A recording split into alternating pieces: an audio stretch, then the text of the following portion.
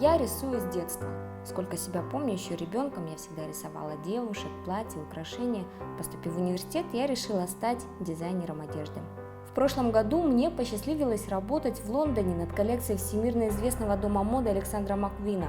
В платьях, которые мы создали своими руками, дефилировали модели по самым изысканным подиумам Европы и Америки. Я и 50 других молодых дизайнеров работали бесплатно на протяжении 5 месяцев, часто с 9 утра до часу ночи. Взамен мы получили бесценный жизненный опыт, яркую строчку в резюме и мечту покорить мир. В нашей стране трудятся тысячи безымянных швей, дизайнеров, текстильщиков, закройщиков, и у каждого из нас есть свой шанс. Я хочу узнать больше об опыте кыргызстанцев в других странах на первом форуме соотечественников Мекенбештер, который проведет фонд инициативы Розы Отунбаевой совместно с правительством Кыргызской Республики в Бишкеке 2 и 3 августа 2012 года.